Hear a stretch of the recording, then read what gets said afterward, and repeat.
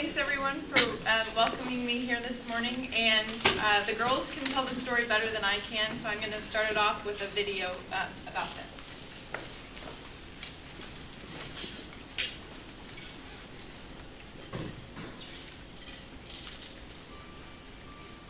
Girl Scouts have really changed my life.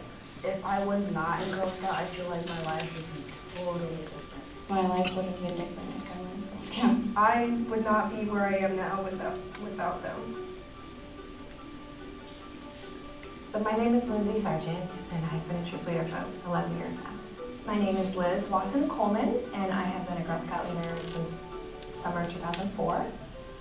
When the troop started, it was just once a week. We don't know much about White Center. It's a very diverse community. The high school that these kids go to, 85% of the students are on free or reduced lunch. The majority of the kids in the neighborhood live in public housing and receive some sort of public subsidy.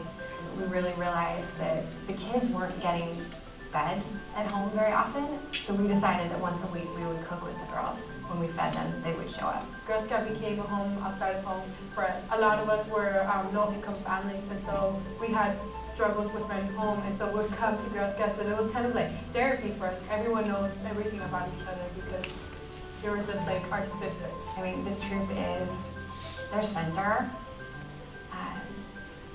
It's their stability. I just feel like it's a place to be comfortable with each other, no matter what, and no judgment.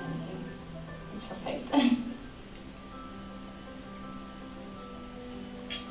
It was important to get them out of their bubble, and that did start small. It started with an overnight in Woodinville. It was really hard at first for my parents to let us go away camping because my family was really traditional. My mom, she was more of a Vietnamese kind of culture, and so she didn't know what Girl Scouts was. She thought I was going to get hurt. My parents, they were really protective because they didn't really understand like the concept of camping and being outside. We decided to clean the entire house and see if our parents would let up and let us go. And so we did that after school. We vacuumed, we took the Windex, we wiped every glass table, and my mom came home and she was just really surprised, and we were like, please, Mom, we really want to go. I remember her saying, okay, but I still want you to call me every night before you go to sleep, and it was only 2 days that we were going to be out there. The camping trip was to Wyoming Town. It was my favorite, and that was when I knew, like, okay, I'm going to be in Girl Scouts, and I want to do this more. In the meantime, we were working on our hiking badge and exploring Cascades and the Puget Sound, going ice skating. And from there, it was talking to the girls and realizing how many of them had traveled and really wanting to set a really high goal for them, something that would just literally blow their mind and open their world. And so the opportunity to do something really big and outlandish was, let's go to New York. And they said, what, we can do that? And we said, yes, we can do that. Saving up for New York took years. We wasn't 1 year or 2 years. It took us like about 4 or 5 years. We hustled. Started learning more about finances, and we did a lot of car washes. We sold bracelets. There was so many like little small fundraisers that we did on top of selling thousands and thousands of boxes of cookies a year. I learned money management skills, for sure, organization, time management. Everyone had a different mindset. Everybody was really committed to what they wanted. I was so amazed when we finally got our money. It was absolutely thrilling and surreal to know that I was getting on this airplane and we were going to spend 5 days in New York. Coming out of the subway and having them look around and see the bigness and the wonder and the excitement of what Times Square is. Everything looked fake, and I was like, no, I'm here with my Girl Scouts, like this is real. This is crazy what 13, 15 girls can do together. I never thought I would get on a plane and go off somewhere with friends, because I was scared of heights. I was so proud. I was like, Jenny can do anything now.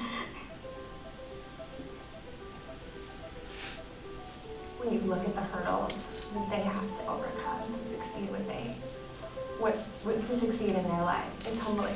Honestly, this program is like what I really needed. I was bullied a lot, but having something to like to keep my mind off of it and a goal to like go places and do things and to sell cookies that distracted me from it and kind of kept me on like a positive route. We've had divorces, we've had domestic violence. We've really seen it all. When I first joined Girl Scouts, my father, he had been deported when I was in 4th grade. When my father came back, he kicked me out of my house. Girl Scouts taught me in a way where my father and me just couldn't get along. So the reason that I feel strongly about non-parents stepping into Girl Scout leadership roles is because there's a safety that comes in talking to someone who isn't your mom. It's just devastating to me that they don't have people in their lives who then, it's amazing, you can do it. This is Lindsay. They're the greatest Girl Scout leaders. They are like family. They're closer than family. They're, I don't know, they're just everything. I can't explain like what they've done to me.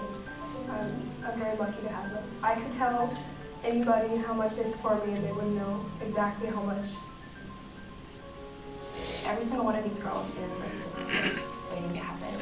It's just, is it going to be a statistic that sends them off to college, or is it going to be a statistic of a teen pregnancy? We so far have a 100% success rate of our girls going to college. I applied to 6 and got accepted into 3 already. So far I've been accepted to Pacific Lutheran University and Tacoma. I'm in my 2nd quarter of college. So many of them are the first in their family to graduate high school. I'm on a pre-med track. Everybody's going places. I've seen them all come out of their shell and just really blossom as beautiful young women. They're so passionate about social justice and just being a force for good. I will do my best to be honest and fair, I feel that everybody should have the opportunity to be a Girl Scout. friendly and helpful, So my name is Emma Guzman. considerate and caring, My name is Tony Wynn. courageous and strong. My name is Marina, responsible for what I say and do. My name is Jenny, make the world a better place. My name is Jordan Graham. And be a sister to every person. So many great leaders, great women coming up, and I know these girls are going to go back and do a really different after that. Imagining my life without them is very difficult. It's a much richer life to have them in. My life would be 100% different without the Girl Scouts.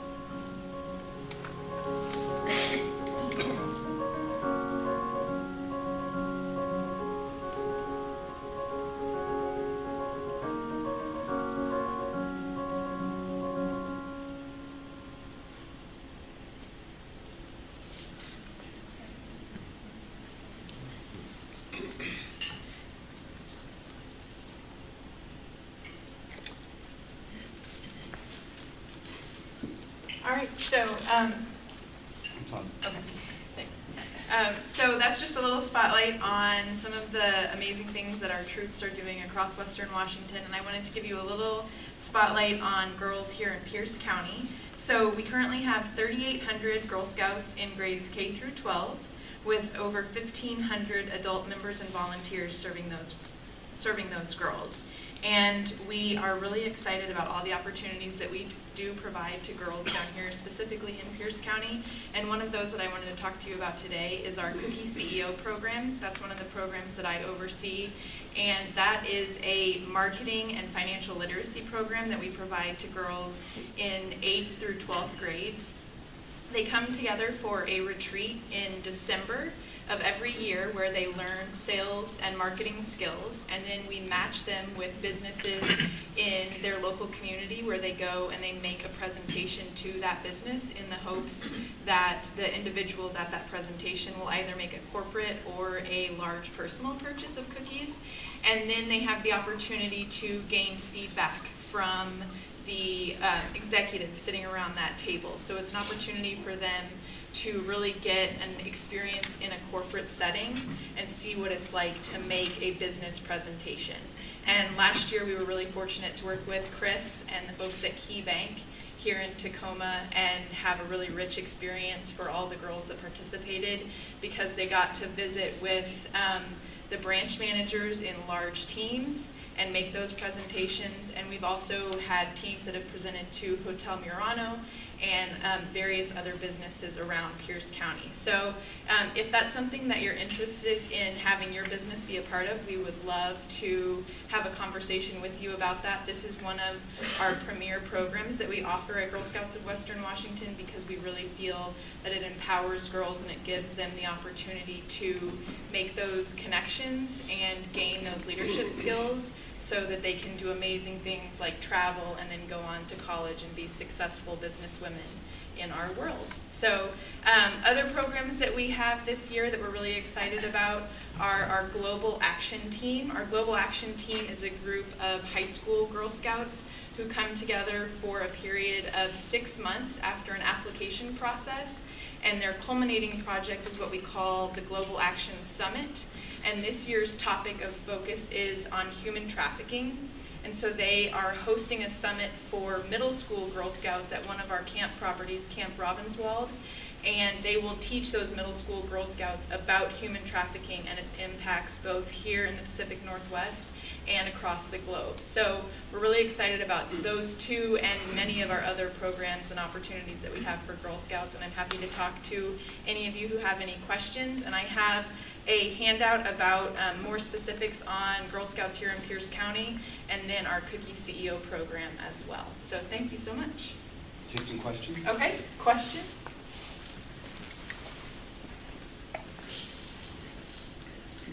Could you talk a little bit about, I guess the Brownie program is the lead up, isn't it? And so what ages kids can start and how it might progress through? Absolutely. So Girl Scouts can actually start as young as kindergarten. Kindergarten is our DAISY program, and then they bridge to Brownies, which is 2nd and 3rd graders, and then they go on to Junior Girl Scouts, which is 4th and 5th graders. And at Girl Scouts of Western Washington, we really see a decline in membership once the girls enter middle school. So we're really focusing in on that 4th through 8th grade programming because we see those times as the vital years for us to really get those girls and retain them. And so that we really noticed that if we can keep them through 8th grade, they will stay through high school. So it's really easy to attract them when they're in that Brownie age group, and then we work really hard to retain them through middle school so that they can go on and do the amazing things that they can do as older Girl Scouts, because they can't do all of those things until they get a little bit older, but because of the decline, we really have to showcase that kind of stuff for them so they'll stick around.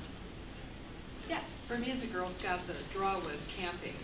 I grew up in Ohio, so we didn't do much camping, but that was the big draw. So what is the camping experience like here in Washington? It's really robust. I've never seen a camping program like the one we have out here. Growing up as a Girl Scout, I loved the camping component too, but the girls out here are really fortunate. We have amazing camp properties all across our council, and we also send girls to other Girl Scout councils and to camping experiences across the world. And so we give them that really solid foundation through staff and volunteer-led summer, overnight and day camps, and then empower them to take larger adventures. We have a national program called our Destinations program that girls can apply for, and they can do camping experiences like 10-day canoe treks in the Boundary Waters or hiking in South America. Those are just two really brief examples, but the opportunities are endless. Yes? I know my wife was in Girl Scouts, and a couple of years ago, they had the anniversary at St. Albans. So she wanted to go out and go back to St. Albans. So that's a big place that they have over there in Key Center over there by Belfair that's been part of Girl Scouts for years and stuff like that. Yes, and they're actually celebrating their 80th anniversary. Oh, okay, next so it was 75th anniversary. Yep, probably. Yep. Yeah, Maria. Can you tell everyone a little bit more about the foster care program as well as the Truth Out at Purdy and the rescue mission? Sure. So we have a Girl Scouts Beyond Bars program, which takes girls into the prisons, and they have an opportunity to have troop meetings with their parents who are incarcerated. The parents actually serve as the troop leaders, and we have a staff person who is dedicated to overseeing that program. So this staff person works with the parents in the prison on a monthly basis. She goes in and does classes with them on parent development and skill development, and then also helps them to plan the troop meeting.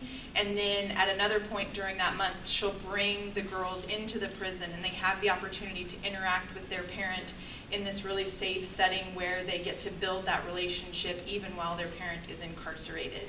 And then our Girl Scouts foster care program is called Girl Scouts Her Vision, Her Voice.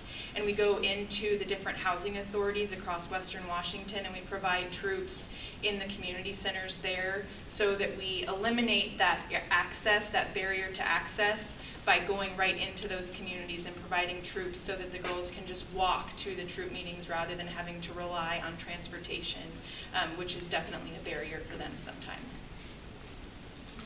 Yes? What are the challenges for the middle school transition, and how have you planned to overcome those challenges so they get to the high school level? It's, you know, it's a lot about the choices that they have to make at that point, whether they want to go into sports or music or stick with Girl Scouts, and the time commitment that comes with all of those choices as they go into high school. And so we're really evaluating that, and we have conversations with the girls. We have focus groups with the girls so that we can better understand what it is that they want, so that the programming that we're providing to them is relevant and is something that they want to stick around for. And so the things like this Global Action Summit and the Global Action Team, where they have that opportunity to research and advocate for a global issue, is something that we're seeing girls become more and more passionate about and seeking out those opportunities. And then things like leadership opportunities, where we can have them come in and do something like our Cookie CEO program, where they can gain those skills. So it's a lot of them that are already starting to think about what's next for me after high school and really wanting to build a robust resume. And so how can we help them do that by providing them with this unique girls-only experience through Girl Scouts? Yeah, Chris. Can you touch a little bit more on the Cookie CEO program? You have the retreat that's in December. What's the time frame? How many girls do you see coming through that program? What do you see next year? And what kind of partnerships are you looking for? Great, yeah. So next year will actually be our third year for the Cookie CEO program. Last year, the girls that participated, we pool all of their proceeds together and then disperse them evenly among the girls. Last year, they each received 51 boxes towards their overall sale goal. This year, we actually doubled that, and they received 105 boxes towards their overall sale goal, which was really exciting for us. And we have about 80 girls participate across the council, which is one of our larger programs. And we see it as an opportunity to continue to make those community connections and for the girls to really feel connected to those community leaders by continuing to expand the program. And so the retreat that we offer currently, the capacity is 80 because of the number of beds we have at the retreat, and we do see that retreat as a requirement for participation in the program because that's where they really build those skills and form those teams. But we're looking at ways to go into the different communities throughout Western Washington and possibly do smaller retreats so that we can offer this opportunity to more girls.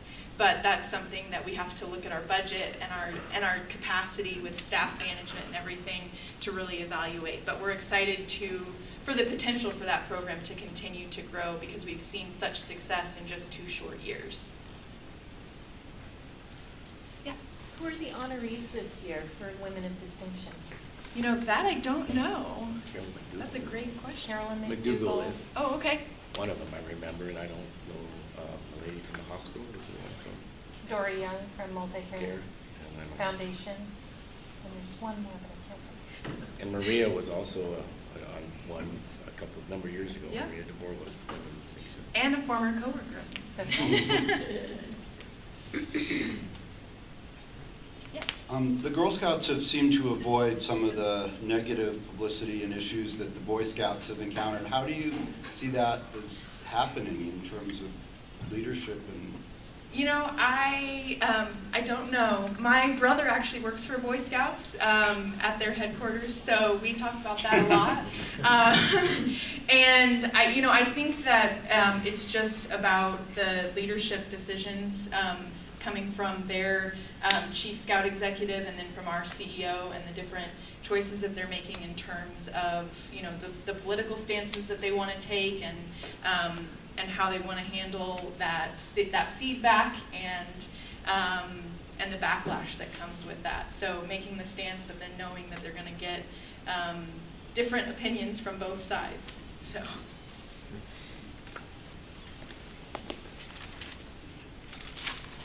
Thank you so much.